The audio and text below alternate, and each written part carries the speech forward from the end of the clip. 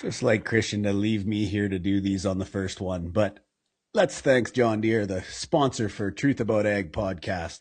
Is all your farm data in one place so you could actually find it? That's where John Deere Operations Center comes in. Available online 24/7. Use it to plan, work, keep records, and analyze results so you can reduce errors and make smarter decisions for next season. Plus, it's free to set up and try out. See why thousands of farmers already trust it on their operations at johndeere.ca/precisionag.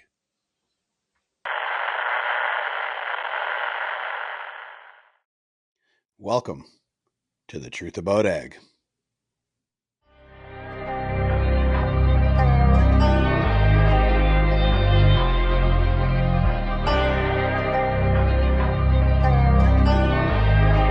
Welcome back to the Truth About Ag podcast, powered by the Hebert Group of Companies and distributed under the Real Agriculture Media Network. Remember to like, share, subscribe, and may leave your comments. So, number one thing for today, Hebes, no chair. I was wondering if you'd get rid of it. Well, I think I had to now, didn't I? So we get to release finally. First sponsor. We are bringing on John Deere as our first sponsor. Thoughts? Yeah, I mean, let's be honest. When we started this podcast journey, we didn't really have any plans of any sponsorship. It was just we didn't really like paid media and kind of wanted to talk about some of this stuff. So if we ever did do it, it's going to be with companies that we align with. And obviously, John Deere's a fairly big part of our operation. I'm not saying I love the price of equipment.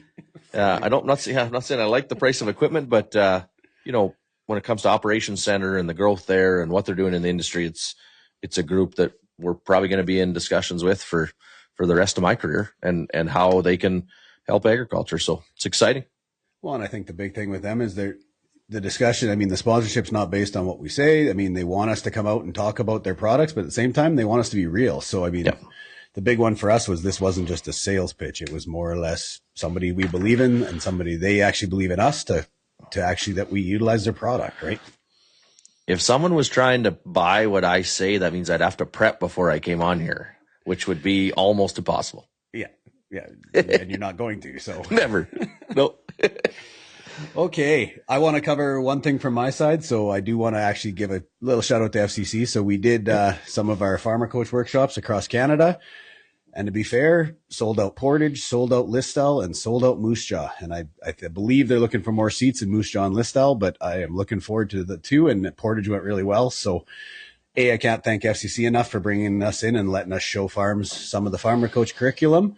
And then I can't thank the producers enough for coming out and, I mean, at least hearing what we say, and whether they take it or not, that's kind of up to them. But it kind of gives me a positive sign that it's maybe not just fear, and some guys are actually thinking maybe there's a way to be different. So, yeah, I mean, absolutely.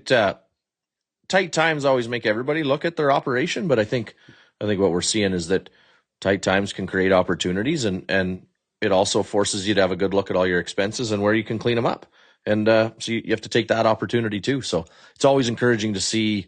I mean, we always say our favorite producers is those that want to help themselves, right? They're not coming to Farmer Coach for us to really help them. We're maybe guiding, and then they're running with it. So I always get super excited about people that want to help themselves be better. Best story before I jump into the next one. I'm down speaking in Williston last week, and I was out in the crowd, and I was playing a bit, and I said, well, what's your best crop in North Dakota? I haven't been down here enough. And the guy, all I hear from the back is F and oil. Okay, I'm going to have to tell that story. So yeah. If you could learn how to plant derricks, would have been a good thing in the Bakken. Yeah. Okay. So I'm going to bring this up once, and then I'm going to let it die because I've done it enough on social media. Obviously, Daryl started let's call it what it is. He started a shitstorm of sales pitches from the real estate industry and real estate guys talking about leverage and liquidity. And A, what are your thoughts on the real estate industry jumping on the train here? And B, are they right? I mean, are we seeing more farms just take that plunge now that guys may be scared? Yeah, I mean, they can go ahead and do their jobs. They're sales guys. I guess here's my opinion. Agriculture runs in cycles. We're going into a tighter year the average age of farmers has not got younger. It's pushing 60. And it's always been when things get tighter, farmers start wondering, should I lock in my equity right now, or should I risk it another year or another 2 years? And so my personal opinion, there's a lot of tire kickers wondering what their land's worth. But there's also a bunch of people that really don't want to put all their money in the stock market or T-bills either. So, yeah, I think the marketing spree by the real estate group is definitely trying to fill their coffers with land for sale, because it hasn't been that easy over the last 5-6 years. The odd packages for sale, but nothing significant. But I don't think there's lots and lots of blocks for sale personally, and some of the stuff that's went up for rent, I also haven't seen rents dropping. So it's the typical thing. We'll know in 12 months, right? And I don't have a crystal ball. No. My two favorites are that right now, obviously with the consulting side, we've run a significant amount of land deals in the last 6 months. And for everybody listening, they have all been over ask. And there's rent that I just looked at a farm that was 170 plus. So are we seeing the demise right now? No. So from that standpoint of the real estate guys saying it's dropping 20, 30%, I'm not seeing it. Not saying I've got the crystal ball, Same as you. I just don't believe it yet. The other one is, the best part is, they're probably a little bit butthurt, to be fair, because Daryl did it over social media. And I mean, not that every farmer has the ability to do that, because he's obviously got a following, but he's proving that you can start a bidding war and do it yourself. So I think that's part of it as well, to be fair. Well, and I would also encourage everybody to do a little research on how the world of farmland trades outside of Canada. So if you go down into the US, where there's multiple banks, like thousands or hundreds of thousands, you see farms go up for sale all the time because the bank says, I no longer trust your appraisal. And so they put them up for sale to get a real bid, and then they go to the next bank and do their refinance. And it's super normal in a lot of countries around the world. But because we only have 4 or 5 banks, in a lot of cases, banks are syndicated on farms, we lose that leverage in Canada. It's an issue. There's not enough capital in agriculture in Canada. So, before you're in Tim Hortons having a coffee, talking about failure, and I told you so, just maybe do a little research on how some of this business stuff goes on around the world, and don't be surprised if you see some guys that you thought were maybe on the failure track. You'll check them out in 3 years and realize they just pivoted a little bit and are more successful than they even are now. Yeah, AKA it's called fixing balance sheets. So, yeah, my last one, because I'm going to give a teaser here. We've obviously got the interview with Scott Moe coming on here in a couple minutes, and I am excited for that one coming up. But crop insurance subsidy, I wouldn't say I started a shitstorm, but I definitely took a little pushback on social media. For me, the post that I put out was more or less that the new pricing on crop insurance, especially in Manitoba right now, looks a little high based on the futures market right now, and that might resemble a bit of a subsidy versus us throwing stones at supply management as much as we do. So give me your thoughts on that one. Yeah, I mean, can't say I'm the biggest believer in supply management either, but I always talk about both sides, that we can't throw supply management under the bus and then not talk about crop insurance subsidies. So one's the price. Number one, producers, just remember that the price actually doesn't mean anything unless you grow a bushel or two under your thing. So don't get too caught up on it. Number two, between where prices are set, and then, I've been lucky enough to see the actuarial data on crop insurance through the Global Ag Risk Days. And so I know that the $9, $10, $12, $13 that lots of producers pay for 70 or 80% is about $29 short. So I think it's just one thing to, am I a believer that we need some sort of disaster insurance when it comes to farming and agriculture? Absolutely. Do I think we should be real quick in production agriculture to talk about other subsidies and not have spent the time figuring out how much government money goes into some of the things we have? No, I think that would be a little immature. Well, and let's be fair, BRM's 80% of the budget last time I checked? Was I wrong? Yeah, 67 to 80% is of the federal budget, depending on obviously how big the risk is. And I mean, if we want to get really into it, that's where people need to start to look, is that the rainy day funds are almost gone in the majority of provinces when it comes to crop insurance. And so any large payouts now that there isn't full reinsurance coverage, which the minute you're going to offer to everybody, it's almost impossible to get full reinsurance coverage, is going to start showing up in the general revenue fund of every government. And cost of productions are twice as high as they used to be. So these numbers are twice as high as they used to be for governments too. And agriculture would be less than 1%. Production agriculture will be less than 1% of the federal vote. So I think we need to be innovative on how we work through government strategies, probably how we let private to start playing this market a little bit more, because I truly believe we're going to need more options in the future. And that's just my personal belief. And I think there's always been that mindset that food security is going to save us in the end because we need food. But I think we sometimes forget that 30% of the food goes to waste right now, and stocks are at an all-time high, and everything else that comes along with this. So not that I want to buy into that fear side of agriculture, but at the same time, it is a real data and it's real stats. So could BRM take a hit? I like you said, it's 1% of the vote. Well, and I think because we spend so much time in it, it jades us a little bit, right? Like the general producer hates agriculture, or hates agri-stability. Actually, even the general politician does, and yet I can't even win that conversation with. And if we sit down and have coffee, like you and I love it. It's the cheapest insurance you can buy, and on any farms that have had success in the last 5 years, it's probably the best coverage you have, right? And then we go to Agri-Invest, and I mean, it pisses me off. We give free money to farmers, and then farmers complain. But I think there's some pretty cool things we could do with Agri-Invest on tax planning.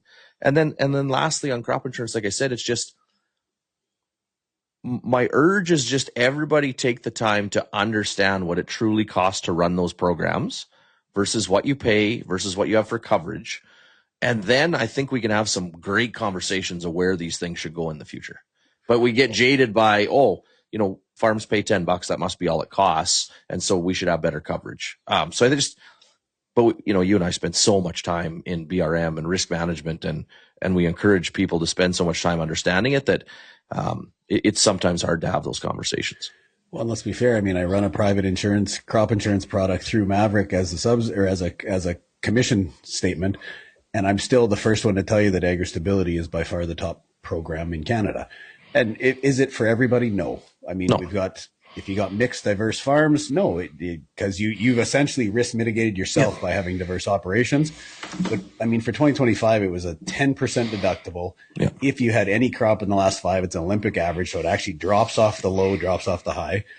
And in the end, the $6 million cap makes it way more usable by farms of even the average size in Saskatchewan now is getting to be larger. So they've played into your handbook. So, I mean, you can disagree with us all you want. Just make sure you actually know the numbers before you disagree with us, because that's all I'm asking. Well, and I argue both sides of the story. I mean, I'm going to be in Ottawa next week, and I'm going to say with my producer hat on, I goddamn love 90% agri-stability. Right? 70% of my last 3 years, or my Olympic 3-year average margin, covers my costs basically, and I get 90 cents on the dollar. It's fantastic. And with the caps, it actually means something. Then I'm going to flip my other hat on and be like, okay, if I was walking in this room as an advisor to the federal government, I think you've lost your mind. You can't afford 2011 or 2014 or 2022 again with a 90% $6 million cap. So I like I said, I have no problem with people wanting crop insurance, wanting agri-stability, and I try to really tell the things I like about the programs and look at the other side. It's just, even in the next podcast, we talk about needing investment and innovation and different ways to doing things. And I think technologies is going to bring some really cool stuff in the world of finance and insurance and agriculture. And we just need to have an open mind and make sure we really do understand the way the current programs work. Okay, let's pivot and get into the discussion with Mr. Moe. Sounds good. So another thank you to our podcast sponsor, John Deere.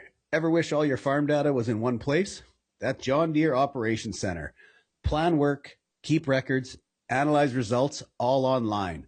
Free to set up. See why thousands of farmers trust it at johndeere.ca/precisionag. Okay, so I don't even know how to start this one. Is it honorable? Is it Premier Moe? Is it Scott? What do we call you for the next 45 minutes to an hour? Well, it's Scott, and I can already see that I didn't get the memo, and I need someone to go find me a black hat. We're on a black hat interview here, and I don't have a black hat. So someone in my office, see if I have a black hat.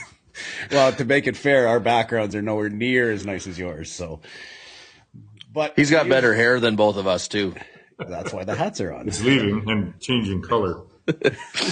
Very rapidly lately, I'm assuming. More changing color. All right, so I want to start this, Scott. I want you to go down and give us your history, because we like diving back before we pummel you with the questions on the political side. So give us the history of Scott Moe. Well, I grew up on a mixed farm, the oldest of 5 kids, just outside of Shelburne, between Shelburne and Parkside, Saskatchewan, and I did everything that. What a blessing, might I say that, to be able to grow up on a farm and just do all the things that so many kids did in rural Saskatchewan. Biking to school and just all of the trouble and shenanigans that we did, and all the lessons that can provide you with in your first 20 years of life. And so, I was really blessed with my upbringing, and the family that I had. I went on to university. My wife and I were married. We were pretty young when we were married. I guess we were 19 or 18 years old, and started our family fairly young as well. And went out upon graduating university, through the College of Agriculture at our beloved University of Saskatchewan. We went out and sold farm equipment for a few years. I was involved in some custom application, some primary production through my university years. And then we moved back to the town that raised us. I was out in Alberta for 3 years. That's where I actually got interested in politics, which we can come back to in a moment. And then we were fortunate enough to move back to our hometown in Shelburne, Saskatchewan, and raise our family there. My wife and I both got into different businesses until 2011, and I worked as a volunteer on various political campaigns in the lead up to 2011, when I got the bright idea that I might want to run myself, and the next thing I know, I'm talking to you guys on a podcast, and I have no black hat. It was one of my questions, Evan. I always have to ask the people in the political sphere, and I mean you're at the epitome of it in the provinces. You got to explain to me what drives you to do it, because I have a lot of respect for those that can handle it. But when we watch social media comments and I mean you just hope to make most of the people happy. It's never going to be all the people. It takes a different type of drive and personality. So walk us through what made you interested in politics, and then obviously the plunge to run. Yeah, I maybe I'll work that backwards just a little bit. At first, don't go on social media. I don't spend a lot of time on there. It's essentially a billboard for a politician, in my view, and you put your message up, and there's going to be good and bad graffiti that gets written on it over the course of a few hours, and then you put up a new message. It means he's not reading the comments. Yeah, don't. You might want to look at them for a little bit of tone, but if you start reading into them, you're going to realize that some friends don't like you as much as you thought they did, and all those sorts of things. But you do need to be fairly tough and have a fairly thick skin to the criticisms, I think, that come to all politicians. And one thing I would ask and hope is that people do realize that politicians are also people. And they have families, and they do have feelings, and as tough as they need to be, they're very real people as well. And I can attest to that, being one of them and working with many of them. But you do need to be tough, and you do need to be determined, and you need to be able to work with a number of other people, both elected and unelected, in our case across the province, to really move the needle on what the vision for the future is for our industries, in the provincial case, our communities, healthcare delivery, those types of things. And so you do have to be very determined and very passionate in what it is you want to do. What really got me started in politics, and I'll just maybe say 2 steps to this. One, we were in Vermilion, Alberta, my wife and I, when we were young, and I was able to see through the Ralph Klein days, some of what was happening different in Alberta versus Saskatchewan. And I noticed that, politics actually does matter, and the policies that politicians come forward with really do matter. We had a change in our local politician at the time. Steve West, who was the finance minister in the Klein government, retired, and Lloyd Snellgrove, who became the finance minister, came in. And that's where I really, for the first time, got involved in a political nomination and election to some degree.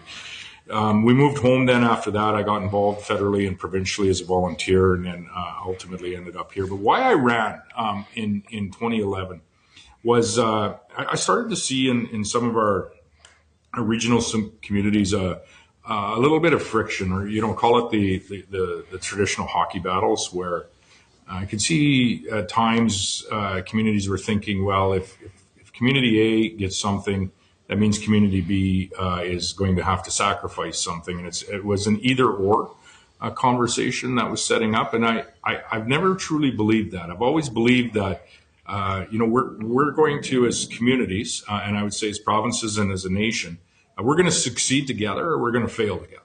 And we need to be working and approaching, the challenges that we face, and they're different at the community level, provincial level, federal level. We need to, approach those challenges with that in mind, that we can all win here, and we can grow the size of the pie, whatever that pie is, whether it's, healthcare services, education services, whether it's the general economy and the various sectors that are creating wealth and employing people. And so when I ran, it was very much, looking at the region of the province I come from, and what can I bring to this conversation to, bring communities together and really start working together for the success of our region, as opposed to the success of one community in spite of another.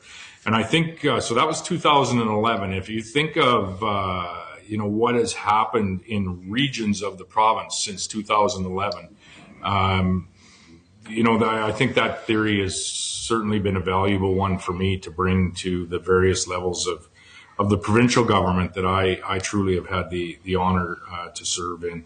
And then I would just close with, what drives me today is, and it seems, maybe a little bit of a proverbial answer or a canned answer, but it's a true commitment that I try to bring to this job each and every day. Is we have a whole new generation out there that, I'm now my dad's generation, so I complain about the younger generation, the same way that my father complained about me and all of my friends.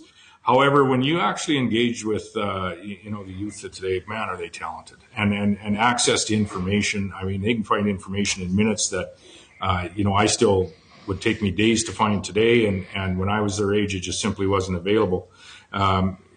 They are dealing with a whole different set and suite of, I would say, challenges, but also opportunities relative to what I had to deal with at that age, for sure. And so I think anything that we do today that really sets up the opportunity for, those I call them kids, but 20, 25, 30-year-old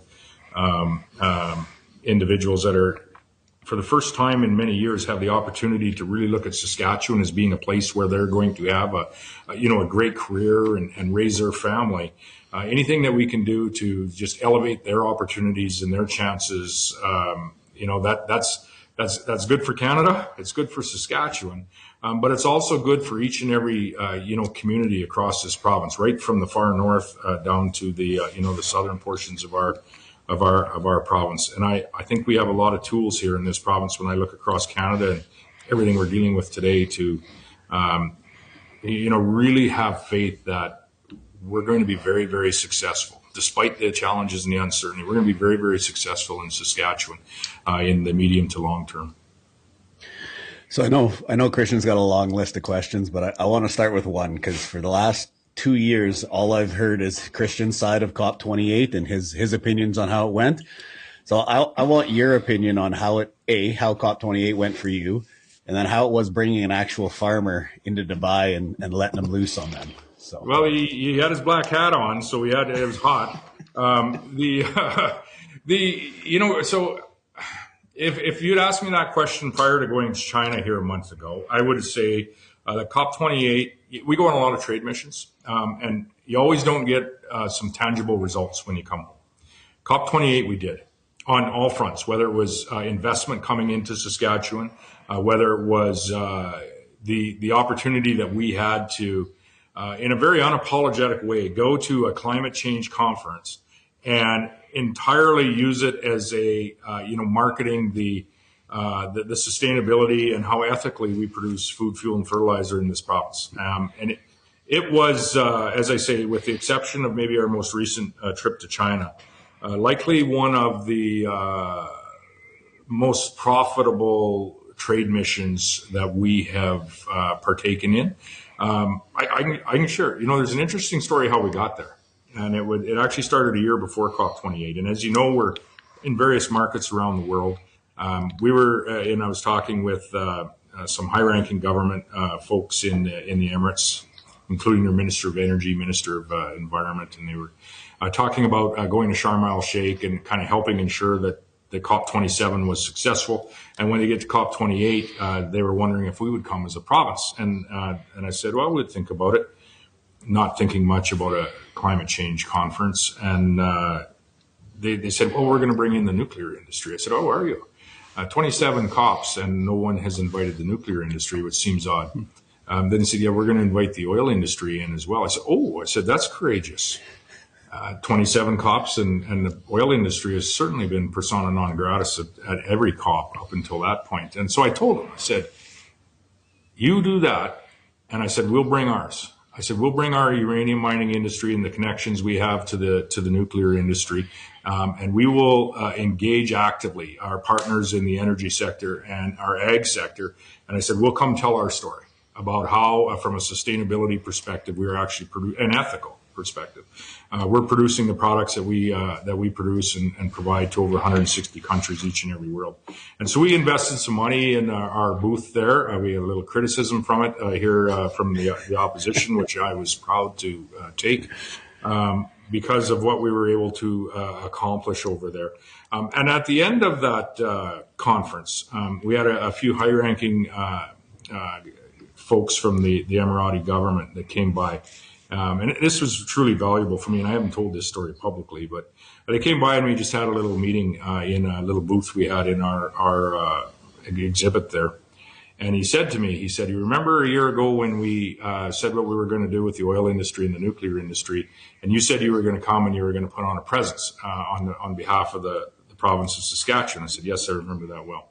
He said, well, you certainly did. He said, you have been a tremendous part of this show. Coming from a subnational level, they said it's quite something that we've never seen it before. And they said, I want to say that you are a man of your word, and how much they appreciated that. And our relationship with the Emirati people, government, industries has been incredibly strong from that point. And that's how you build relationships around the world. And when you think about the relationship that we have in a commercial space, whether it be investment in Saskatchewan industries or whether it be with DP Ports and their connections around the world, right into the Port of Vancouver and the Port of Prince Rupert, and the connections our ag industry has with the largest port company in the world, it's gone a very long way for Saskatchewan agriculture and Saskatchewan industry. So that's how you form relationships. And we try to do that in country after country. So it was, I don't know what you thought of it, Kristjan, but it was, I think it was one of the most successful trade missions that we've embarked on, ironically at a climate change conference. Yeah, I always said there we go. I always said that, we've talked about it a few times on the podcast. It was super interesting, right? Part of it was we do presentations on agriculture, whether I was doing one with you or some of the mines I was with. And, they had brought up regenerative and zero till. And it's like, guys, we've been doing this for 30 some years. Yeah. I'm not even sure I ran an air seeder that wasn't zero till. And I'm 40 years. Granted. Yeah. So it changed my, I'd have been on the middle. I like testing on check writers. So if people want to write me money for carbon, I'll sell it to them. But I didn't like the preachiness of it prior to that. But what it showed me there was specifically Saskatchewan producers and Western Canadian producers, we're checking 90+% of the boxes that they want to see. So now we can go say, hey, we can say we're doing this. And and where's the check? Like, let's quit talking about it. So that part was, was super interesting. And just, even having, I took my wife and kids with me because we made a bit of a trip out of it. And like, I don't think we've been on a vacation where we felt that safe. And honestly, for the kids to just learn a bit about the culture and go out in the desert, it was, we'll never forget it as a family, let alone what it did for the business. Kristjan walked in that place and he just banged the jukebox just like Fonzie, and I tell you, he lit the place up. I was more like Chachi, but Kristjan, he was Fonzie. Now, I want a disclaimer, Heebs. I'm pretty sure you paid your own way just so we don't get the comments that Scott gets all the time.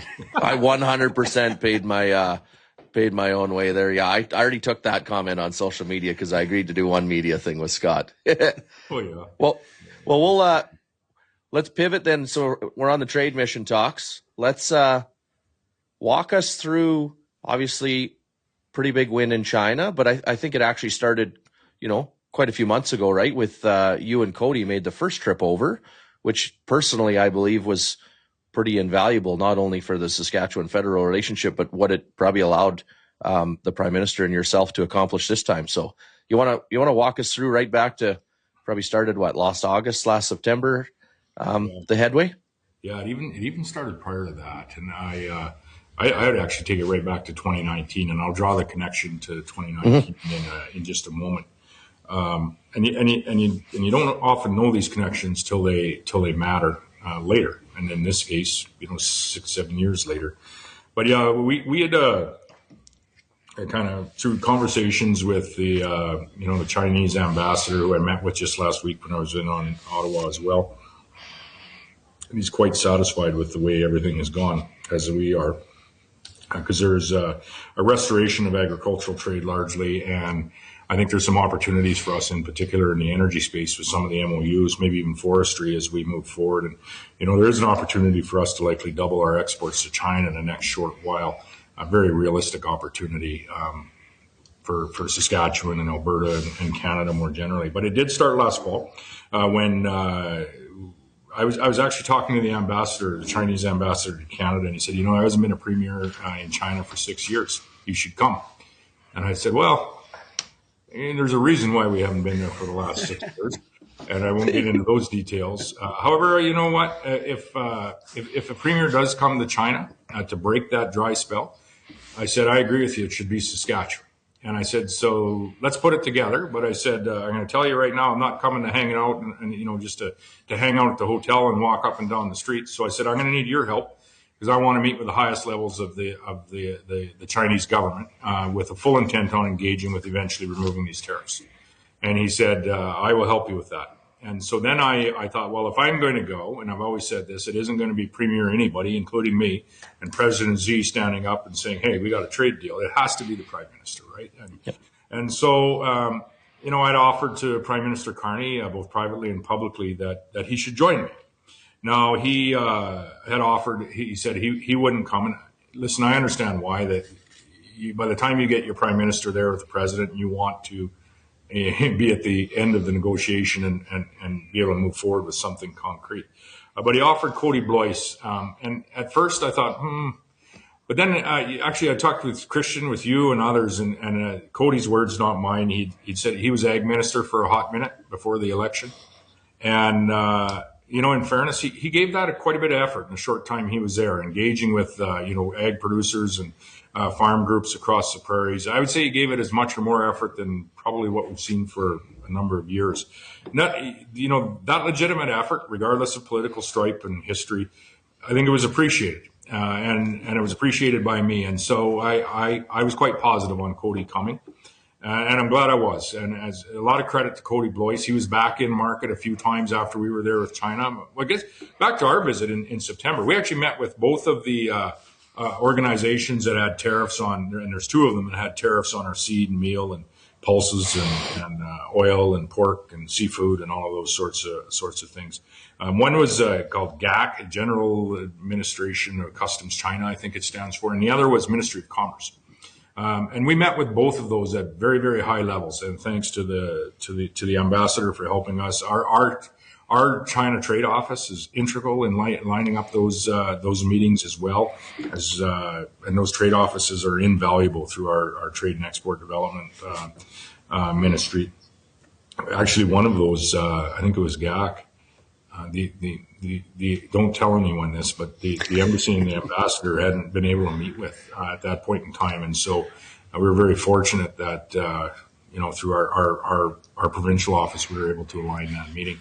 And sometimes there's a little less scrutiny on a subnational meeting with the organization than maybe the national government or the prime minister.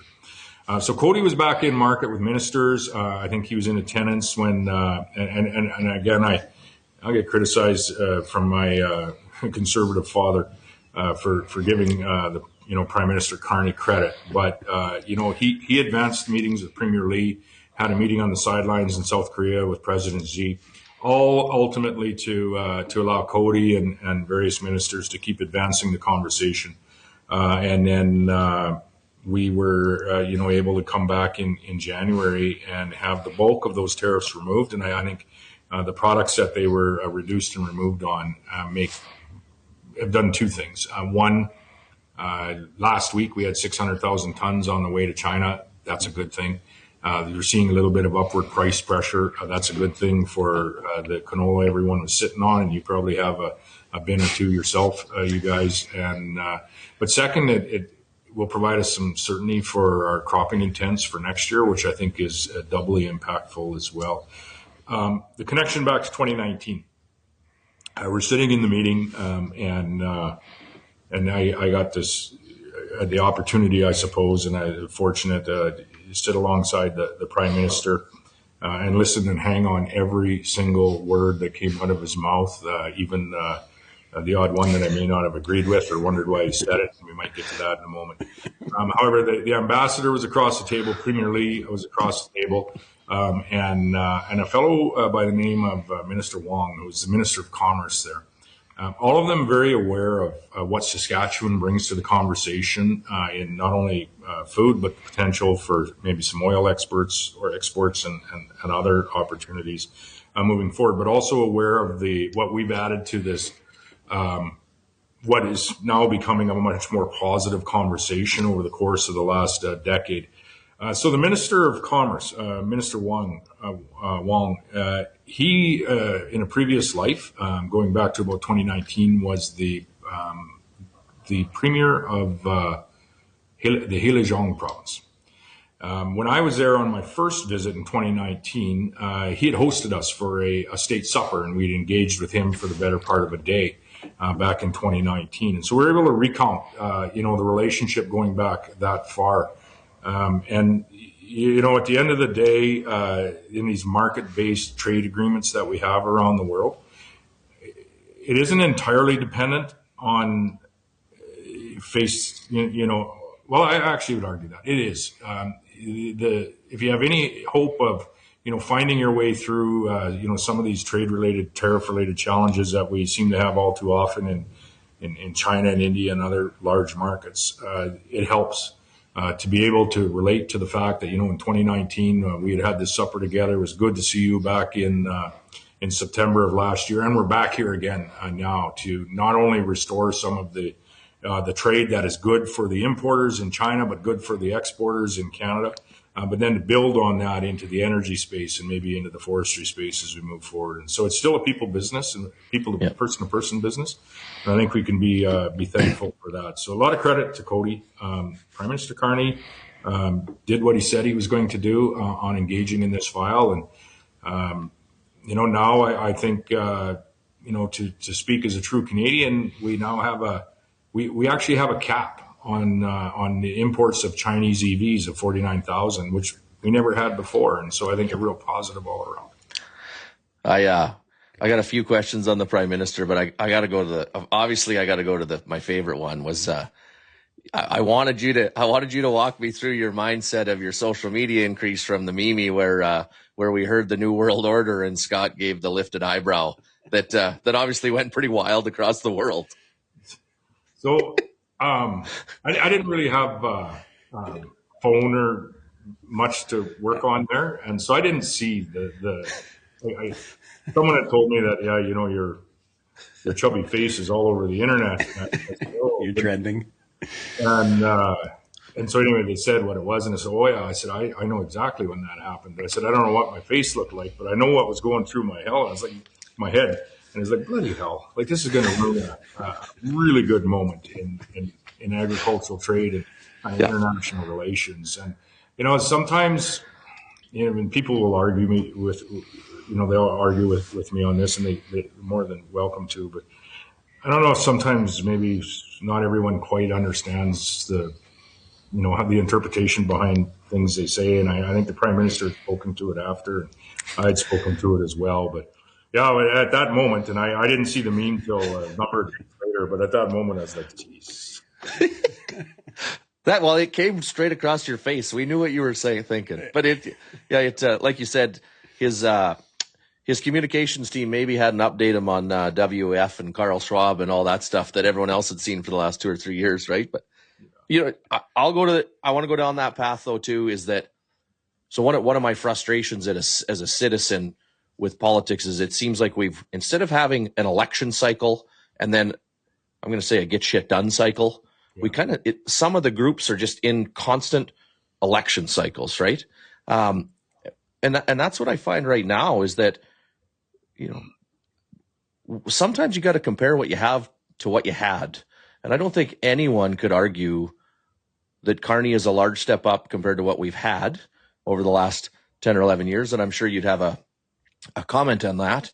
And so far, we have to work with them. They won I talk about agriculture. Like the agriculture industry doesn't turn on and then shut off based on an election cycle. I put a crop in every single year. It doesn't matter who's running the province or who's running the country. And Evan and I talk about this lots. And all we care about is what's better for agriculture, and not just for us, but for the province and for the country.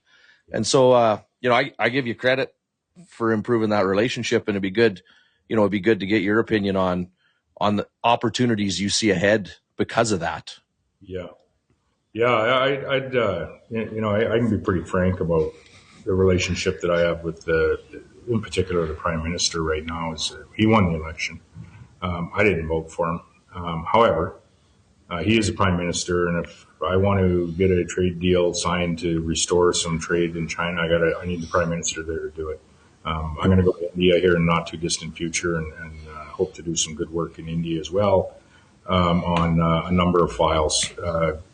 Uranium. We have some tariff on some pulse crops there that we'd like to advance, and I'm hopeful that we'll be able to do that. On the and I just say this about the Prime Minister as well. I'm happy to have as I said, I voted for someone else in the federal election. However, I'm happy to have a guy there representing Canada, acting on some opportunities that we've tried to help bring forward. That is committed to signing that trade agreement when it's available, and isn't asking if he can go do yoga on the Great Wall, for example. And I've been in both those situations, and I'll take a guy that's ready to sign the trade deal any day of the week, regardless of political party. And I was out in Ottawa this past week as well, and the former Prime Minister Harper had some words around. We have political differences in this country, and I certainly do from the Liberal Party of Canada often, or at least over the last decade often. Right now, in the very uncertain world that we have, I think most notably with our largest trading partner, the United States of America, we need to set those aside. Not entirely, but to some degree, to ensure that we are putting our nation, our province, our industries that are creating wealth in our communities ahead of virtually everything else, including at times, the political spats that I kind of enjoy. I'll be honest with you, but you have to do what's right on behalf of the people that we represent. And so, if Prime Minister Carney is a lot better than the last guy. Let's call it what it is, right? He's sharper, and he's taking great steps in elevating Canada's credibility in the international space. We've always felt it needs to be paramount for us to. We're 1.2 million people. We export to over 161 countries. We need a little bit of credibility when we get on a plane. So we're happy to see, those types of things. Maybe some regulatory reform here at home. We're getting a little a little hairy, scary there with the regulations in our nation over the last decade and some of the costs of doing business. And so we're starting to see some movement in that space. It probably won't be enough for myself and for others, but at least it's some. And that, those are all, I think, generally positive. What do I see ahead in this space? Really choppy waters in the short term, like really choppy waters in the short term for investment attraction, for who's your friend and who may not be your friend tomorrow, or who's your ally, and who can you rely on? Really, really uncertain waters in this space, which I think I would say two things. Is one is it's more important for us as Canada and as Saskatchewan to be in those markets. Ensuring that we're hanging on to the market share that we currently have, but also in those markets to take the opportunity to expand, whether it be higher value markets or expanded markets when they become available. And they are. And I think therein lies the opportunity, is in these very choppy, murky waters. There are opportunities galore, and we need to be there to take advantage of them. There's numerous you look at just some of the pricing in some of the mining space, uranium, some of the heavy metals, the talk about rare earths and things, and you look at what we're up to here in this province, and that's all good for our provinces. We see, I've spoken many times of the investments that we're seeing land here, whether it be the largest investment by the largest mining company in the world, the BHP project. That's the largest single investment that's ever landed in Canada. We saw an alumina find the other day. We have, two uranium mines that have all the provincial approvals, finding their way through the federal approvals shortly. A third one on the way. We're going to, sign some positive things. I think in that space in India here in a month or 5 weeks. So the opportunities that lie ahead of us, whether it be climbing that value chain, continuing to climb that value chain in agriculture. Also continuing to produce more, and then finding those higher value markets around the world for our ag products, but also attracting some of that investment into the mineral space. I talked earlier of the opportunities to export some more oil out our west coast to some of the Asian markets. That much of that can come from that Lloydminster, North Battleford plate. So the future for Saskatchewan in what is a very, very uncertain time right now, I'm probably more bullish on it today than ever. But that isn't to say it's a sure thing. It's not a sure thing at all. But we have to be there, and I like our chances when we're in the room. Before you keep going, Heaves, I gotta give Scott a little bit positive here. I saw on Twitter today he's still flying economy back and forth from Ottawa, so he's saving tax dollars money. Yeah.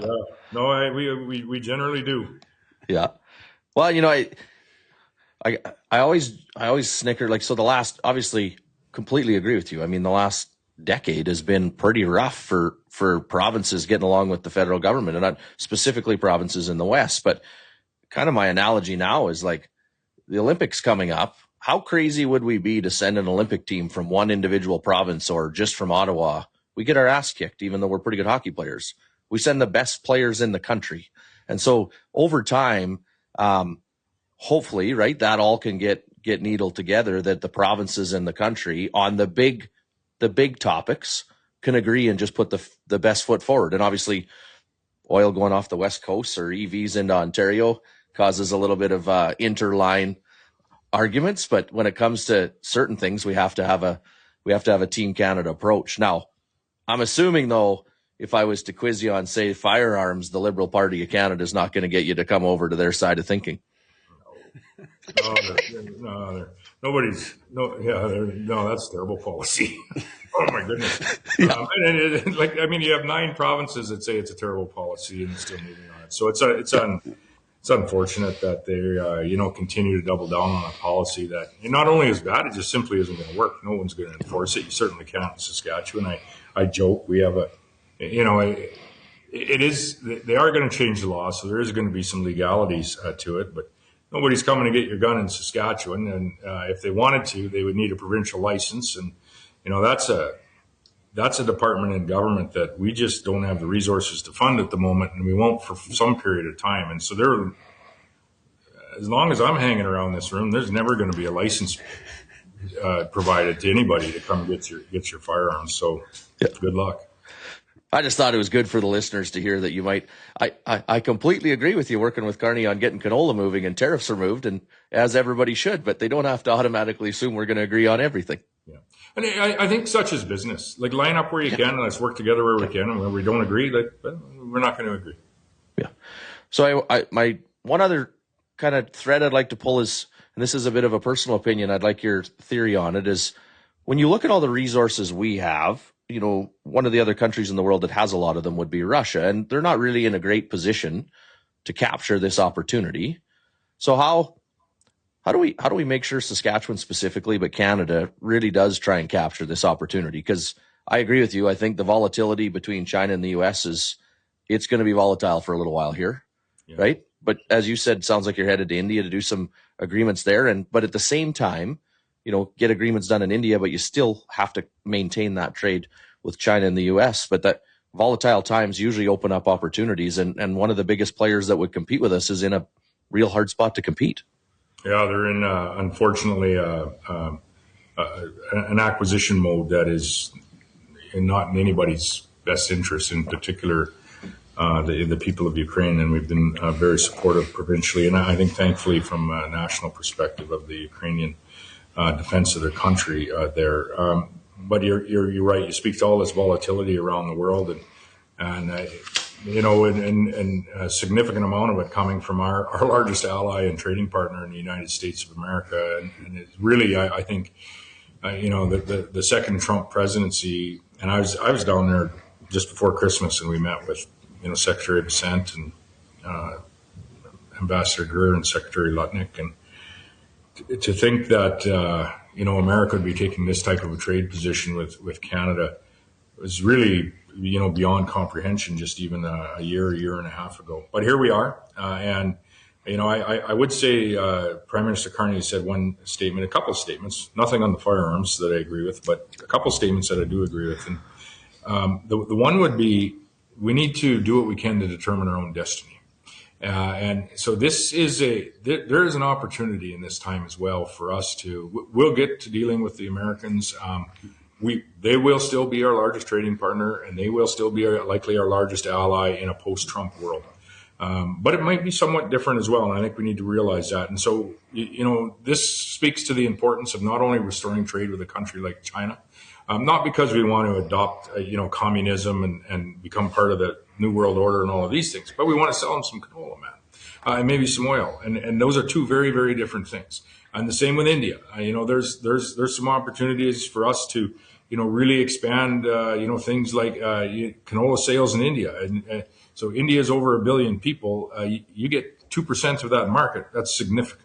That can be really significant for the degree of canola that we produce, and we work closely with the ambassador and some of Prime Minister Modi's ministers on what that actually might look like, and engaging India's people in buying more canola oil, for example, rather than palm or whatever it is they're utilizing now. So there's opportunities in this in this uncertain time, and I go back to I talk about the food. And there's opportunities for us, and we're seeing some of this come to fruition in some of the canola oil investments that have happened. And we're able, I think, now to move forward with some of them coming in, and maybe even try to, land another investment in that place. And we're always looking, and there's always interest. But in the mineral space, in the energy space as well, we have some tremendous opportunity there. And that's good that's good in general for our Canadian economy. And I said it's good in general for the communities where we live when we have those jobs and that wealth coming into our communities. I would just close with this as well. And you both would be well aware of, about every 5 years, we manage through a little bit of either a tariff tiff or non-tariff barrier into a country like China. Nothing would please me more in addition to selling $5 or $6 billion of canola there, sell another 10 or 20 billion dollars of oil and another 5 or 10 billion dollars of a few other products.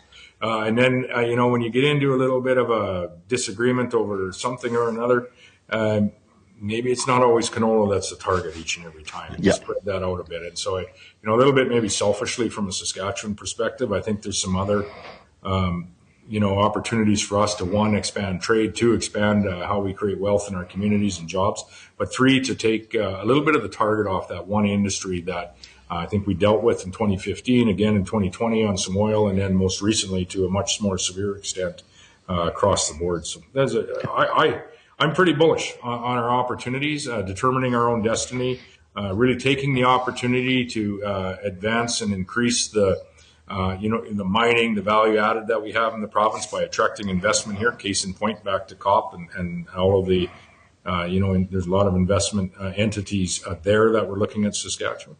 And then two is engaging and expanding some of that market access for our products in those non-U.S. markets. And we'll deal with the U.S. and we'll get back to dealing with the U.S. and we'll always deal with them in a big way. But this is an opportunity for us, I think, to expand some of those markets elsewhere. And I don't think that's a bad thing. I think that's us taking care of ourselves. And man, in this province, that's kind of how it's always been.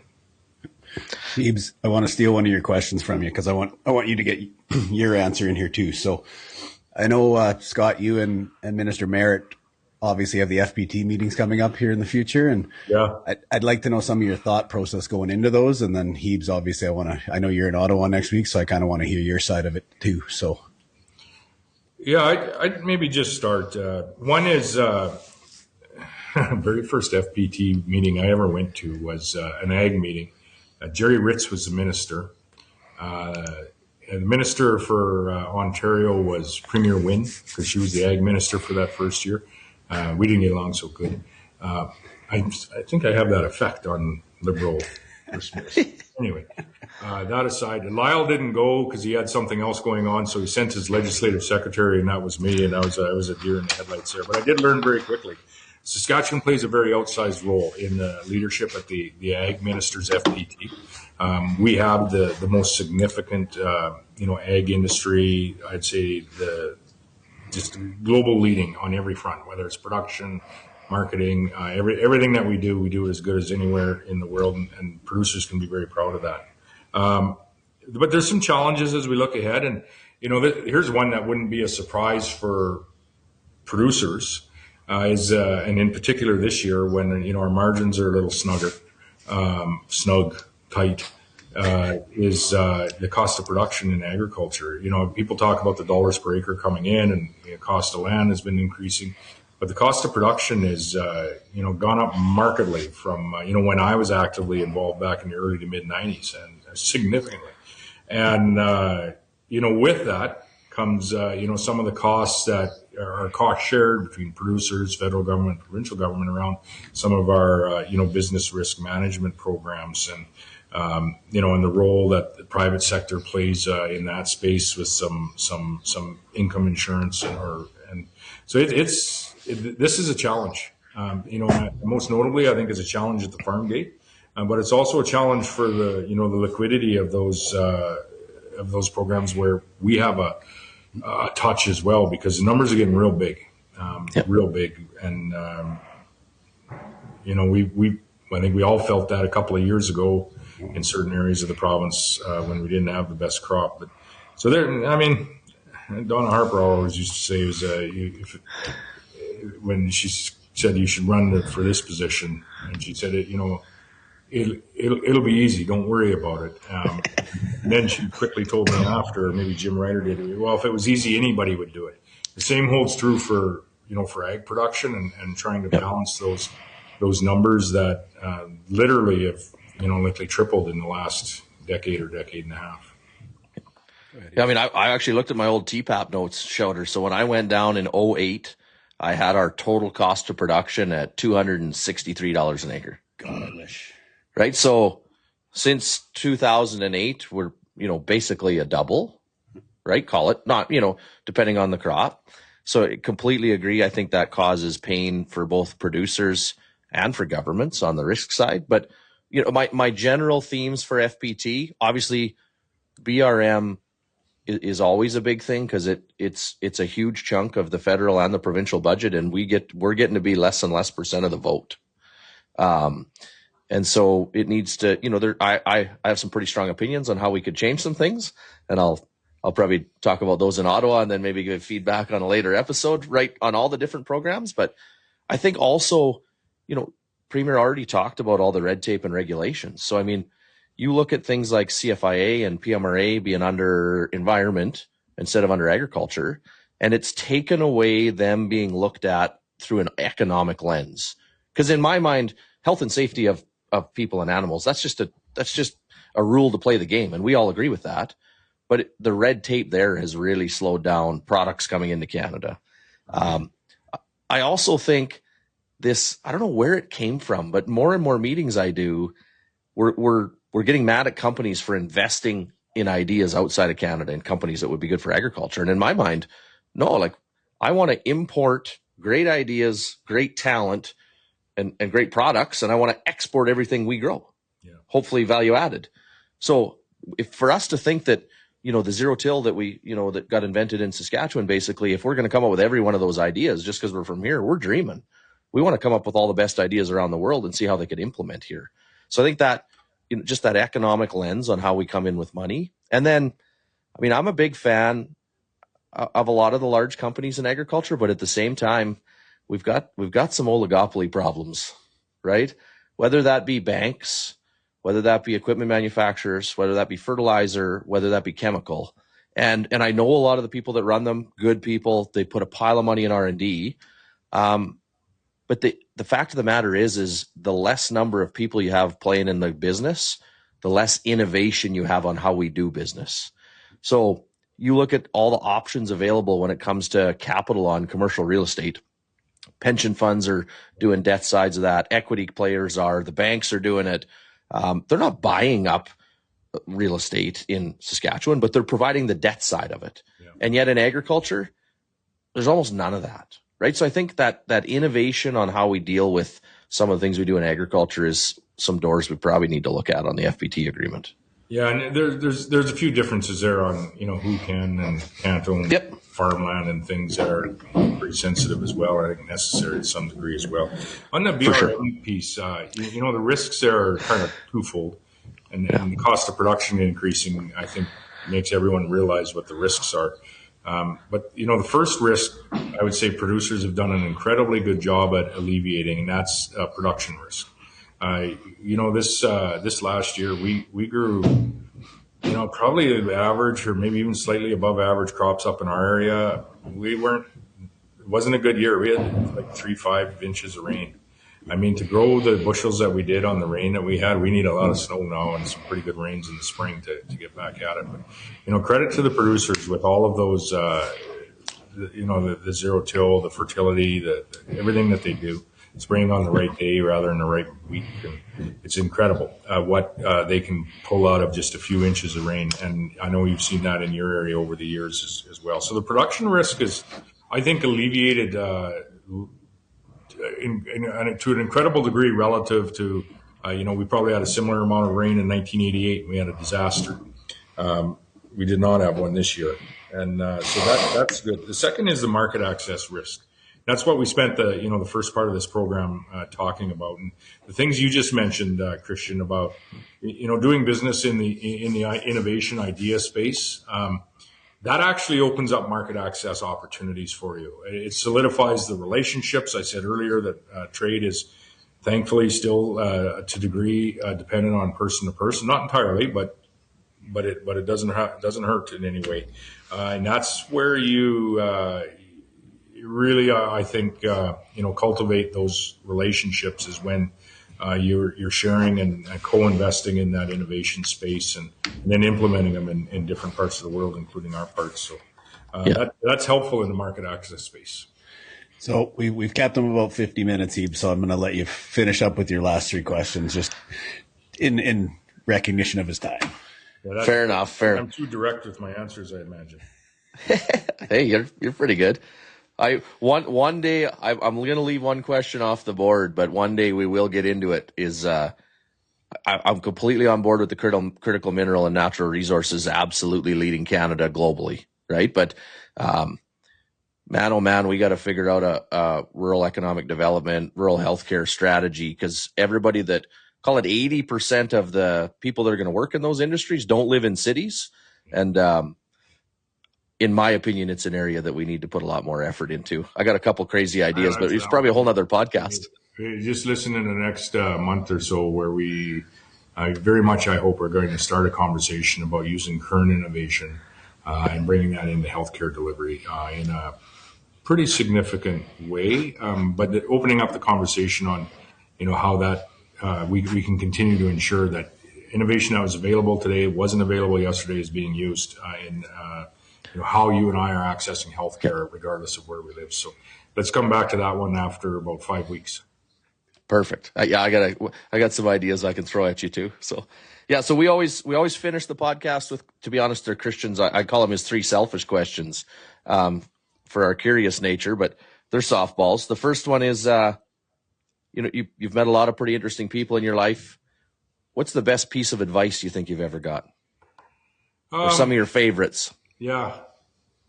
Well, I'll go back to a piece of advice from a previously elected MLA. He gave it to me on November the 8th, 2011, about 7:30 in the morning.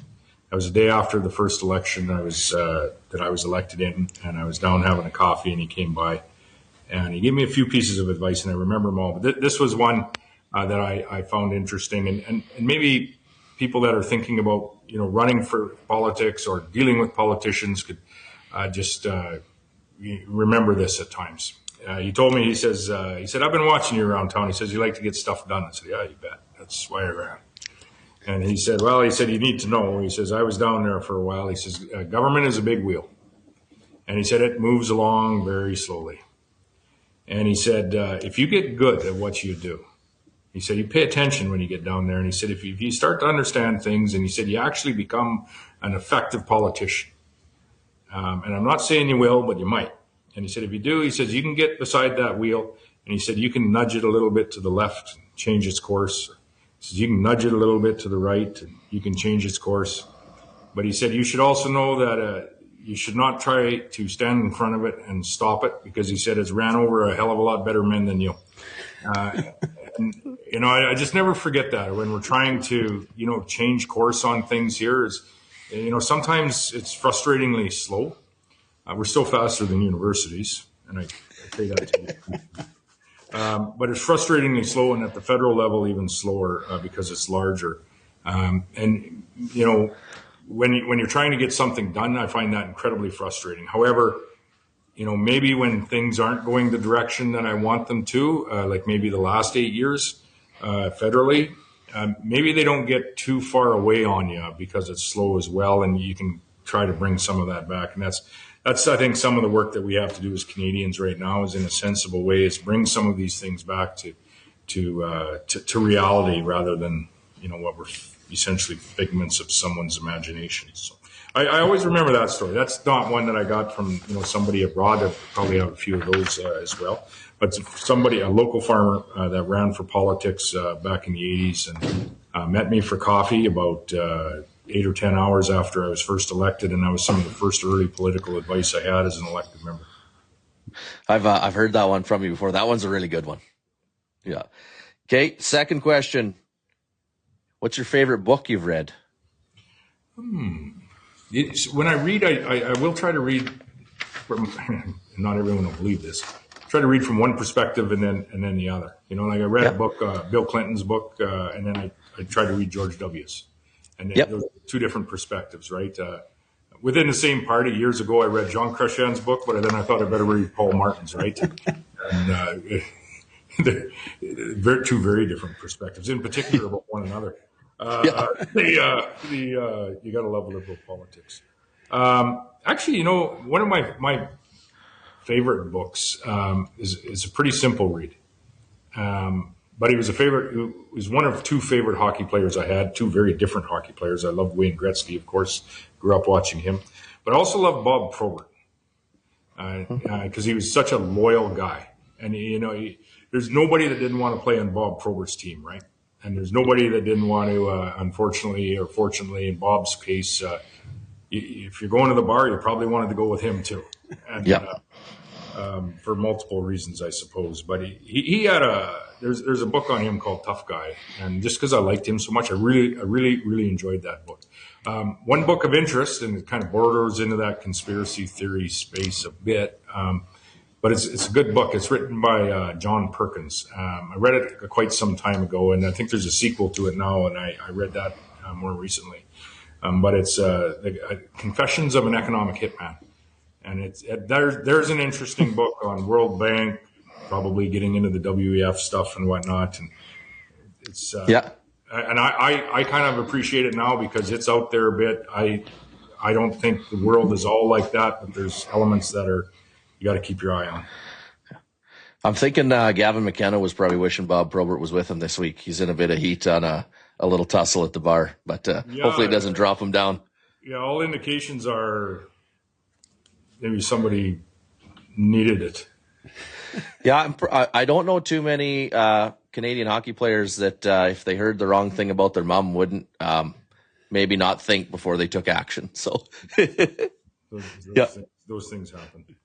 So the last question, and this is our one with agriculture. So we all agree that agriculture, specifically in Saskatchewan and in Canada, can be or is a powerhouse. But if you had a magic wand to do something right now that you think would set it up the best for 10, 20, 50 years from now, what would you do?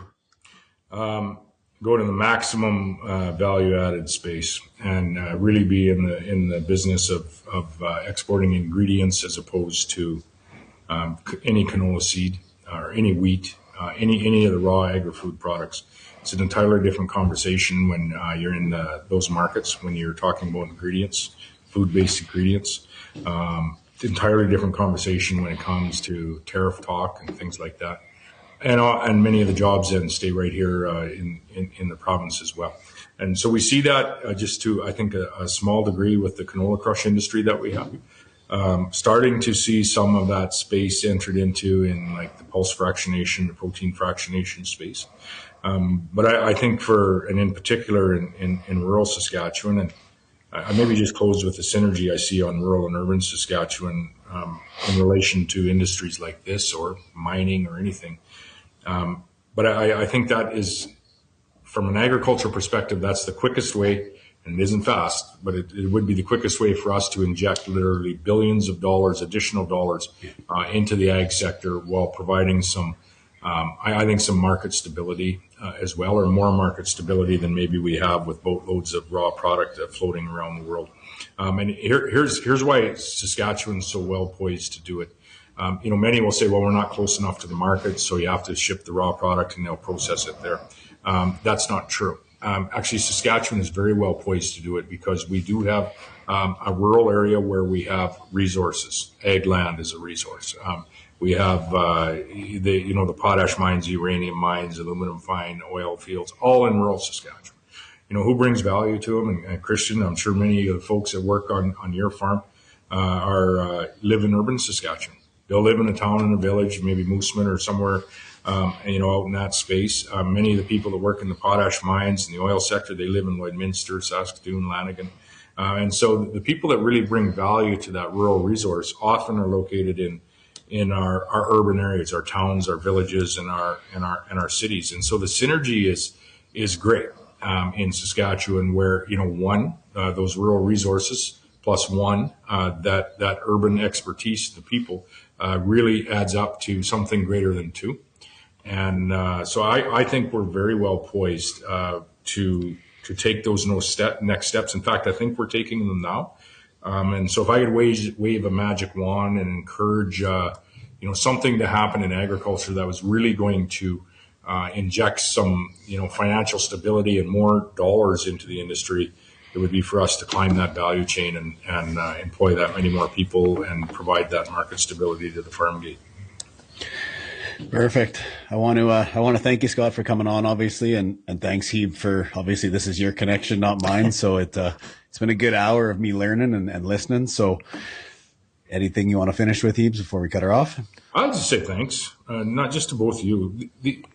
look at how ag has changed. My dad wasn't doing podcasts when he was farming. We were growing up on a mixed farm. Well, in a way, I guess we were, but it was the party line, and you'd pick it up without pulling the button, and you could listen to the neighbors. So it's a little bit different back in the day.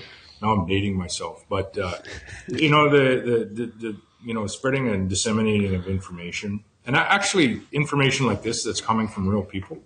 And I would say, with the exception of myself being a politician, real, credible people in the two of you. And I say that as a joke, I hope, but it's important. There's a lot of information out there in the world and the internet and social media. And, I don't know what percentage of it is true and how all the algorithms and, I worry about those things moving forward, where people are getting information from. And I say thanks to the two of you for, it's pretty hard to, have the dissemination of something that, there's nobody on this call that's going to say something that they know is wrong. I can't say the same for the information that you garner off the internet. And so this is a very, very valuable place to spend some time for anybody that comes on and has this chat with you. And I think it's in particular important to us in this province because of the importance of this industry to the whole dang province. It really is. Thank you.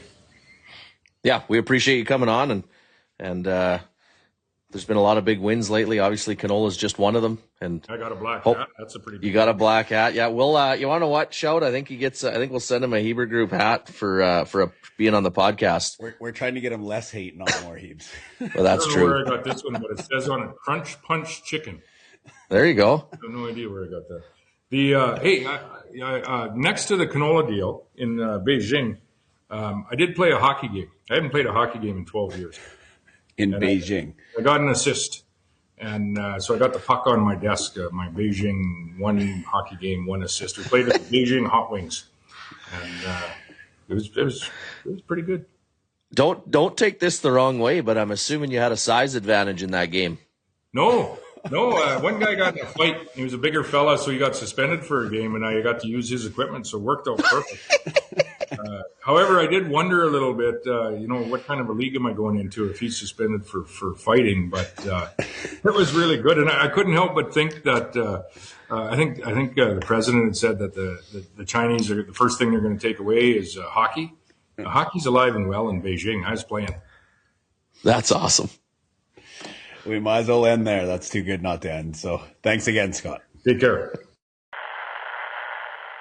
Thanks for joining us. The Truth About Ag podcast is a proud member of the Heber Group, which includes Heber Grain Ventures, Maverick Ag, and Farmer Coach. We appreciate the support. Lastly, please like, comment, share, subscribe, and ring the bell. And if you have questions for a future podcast, please leave in the comments below. Thanks for listening.